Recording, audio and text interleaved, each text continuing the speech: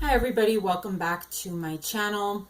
I want to do a quick video today talking about something that I've done recently that I feel that has helped me mentally quite a bit, and that is getting off of Twitter. So right now we are at the tail end of March. For those of you that may not know, I was raised Catholic. This is not going to be a religious vlog or anything, but I was raised Catholic, so we were raised, to observe the Lenten season, to do a fast and that kind of thing. But I really haven't over the last several years because of my, disability and my chronic illness. I haven't even so much as made an effort to give up anything. But fasting is not required if you're elderly or if you have like a condition. But this year, I really decided that I wanted to give it a go, and I just specifically targeted Twitter because I think it would be a little bit difficult to give up all social media. So I focused in on Twitter. I have been a bit addicted to Twitter the last couple of years due to all the political and social movement things that have been going on. And there's just so much negativity on Twitter. And I figured, that's the perfect place to target, to get off of, because I don't find the same amount of negativity on Instagram and Facebook because I limit who I follow. Those are my private accounts. It's mostly family and friends. But on Twitter, it's just like a free-for-all. And so I stopped using Twitter at the beginning of Lent, which at this point, I think we're about 34 days into Lent. And Lent is 40 days. So I've got like about, 5 days or so left until Easter. And I have noticed, number one, I don't miss it, which I was really surprised that I think the first couple of days I did feel a little bit depressed, but I guess that's kind of how people feel when you're addicted to something. But after that, I felt pretty good. And I just, I was like, well, I'm going to have to find something else to kill time with.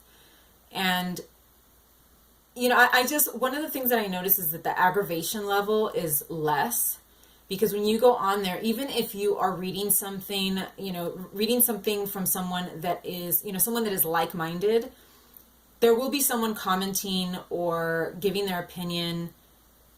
It's kind of playing the devil's advocate and trying to get a rise out of the other person. And there are also a lot of people that, I heard a saying the other day on a podcast where someone said that they love the drama without the consequences. And that personality type is all over Twitter. People that like to go start a problem, but they know that they're hiding behind their phone and, nothing's ever going to happen to them. They can go in there and just be obnoxious and, nothing will happen to them. You'll never find that person. So I noticed that aggravation is so much better. I'm not reading all these comments. I'm not getting myself angry over things that I previously would never have even thought about. I do still get my news. That's the one thing, is that, on Twitter, news breaks almost instantaneously because people are recording things on their phones and uploading it to Twitter, like right away. But I'm still getting my news in the morning. I have my phone set to, an alarm, and the alarm goes off and it gives me my news. So I still know more or less what's going on, but I don't feel that sense of aggravation and that sense of overwhelming despair from reading all these things. So I don't know. I do recommend it. It is sometimes tough because sites like Twitter can be a good time killer. Like, you can just pop on your lunch break or whatever, kill a few minutes looking through everything, and then get back to work. And I think that's what makes it so easy to just be on there. But, it takes one snide comment or something, one little ignorant thing to really ruin your day. And I've noticed that I don't have that anymore. I don't have that, my day was good, and then I saw, I had to respond to this person and I had to tell them how wrong they were. I don't feel that sort of impulse anymore because I'm not reading those comments. So I just wanted to recommend that, especially if you are kind of not in a good place mentally. I would highly recommend, if you are a big Twitter person or a big social media person, to maybe dial back on that. I don't feel like I have the same issues with Instagram and Facebook because I don't follow, like, my accounts are not public. I don't follow everybody. I don't follow political stuff. On Twitter, my account is public, and it's, like I said, it's almost a free-for-all.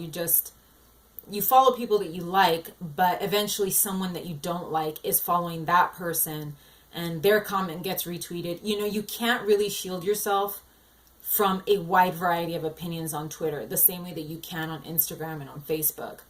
So I think if you are suffering from that level of aggravation right now, Twitter, giving up Twitter, possibly even Facebook, because I know a lot of people have issues with Facebook, I have found it to be really helpful